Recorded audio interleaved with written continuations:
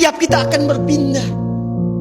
Di dunia saja kadang kita pindah tempat, pindah tugas, pindah domisili. Bukankah setiap perpindahan butuh bekal? Anda dari Jakarta datang ke Garut, bukankah butuh bekal? Butuh kendaraannya, butuh kecukupannya, butuh materinya. Dan satu saat kata Allah, dunia ini pun bahkan akan kita tinggalkan. Dihadapkan di pandangan kita ada orang yang wafat kita dengar, bahkan kita lihat, bahkan kita sholatkan, bahkan kita antarkan ke kuburnya. Dan besok lusa kata Allah kita yang pulang. Pangkat, jabatan, kedudukan, harta, ilmu tidak akan pernah memberikan kepada kita pertolongan, menjadi bekal yang terbaik saat meninggalkan dunia ini. Karena itulah Nabi mengingatkan, setiap tempat punya bekalnya masing-masing. Anda dari Indonesia ke Malaysia, apa dipikir semua yang di Indonesia bisa berlaku di Malaysia? Tidak. Anda dari Indonesia ke Amerika, apakah uang yang berlaku di Indonesia laku di Amerika? Tidak. Belum tentu bisa digunakan. Mas sekarang kita dari dunia akan berpindah ke alam selain dunia. Apakah akan menggunakan bekal dunia? Kata Allah, tidak. Bekal yang dibawa saat berpulang dan kita katakan meninggal dunia itu hanya satu, yaitu amal saleh. Di dalam Al-Quran tidak disebutkan amal saleh kecuali dengan kalimat zikrullah. Zikir. Zikir. Zikir. Zikir adalah nama lain dari amal saleh. Sekaligus secara bahasa juga pengingat. Seakan Allah ingin mengatakan, hei ingat kamu akan wafat, ingat kamu akan meninggal. Sekarang pangkatnya tinggi, hartanya banyak, ilmunya luas. Saat pulang ingat, saat meninggal dibawa tidak itu. Pakaian cuma 2 helai kain kafan, tidak ada kantongnya. Dibawa ke alam kubur dunia tidak ada yang ikut. Zikir, ingat. Eling, ingat kata Allah. Yang hanya bisa dibawa amal saleh.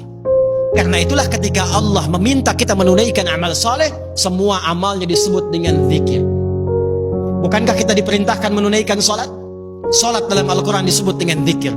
Quran surah ke-20 Taha di ayat ke-14. Innani anallahu la ilaha illa ana fa'budni wa aqimis salata li dzikri.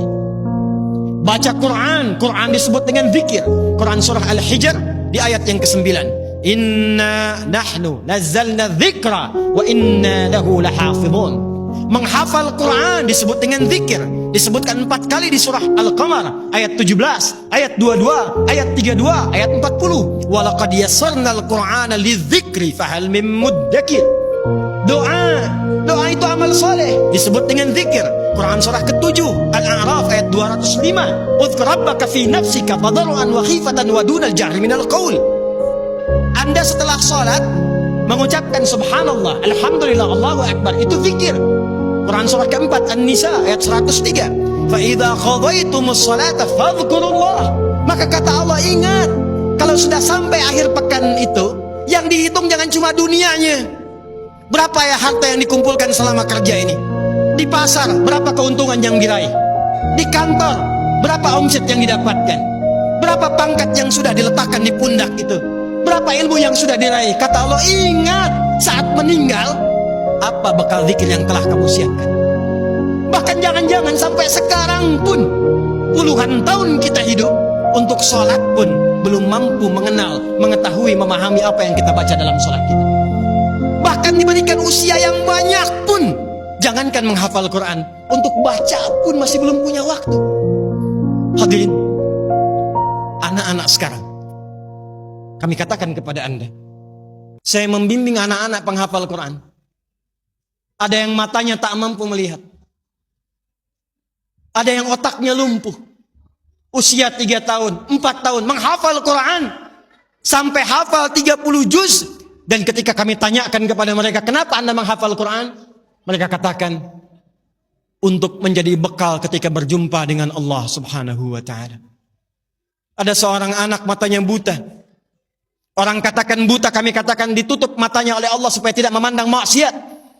Dia menghafal Quran, bapaknya menggendong, menaikkan ke motor, diantarkan ke penghafal Quran, sampai selesai hafalan Qurannya. Ketika dia pulang ditanya, kalau kami ingin berikan hadiah, apa yang kau harapkan?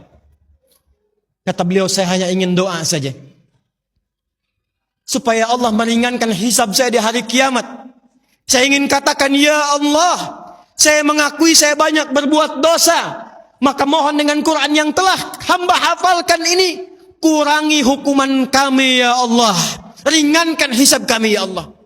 Anak kecil, matanya buta, belum balik, belum berlaku hisab, menghafal Quran supaya minta hidupnya diringankan di hadapan Allah dari dosa-dosa yang mungkin dilakukan.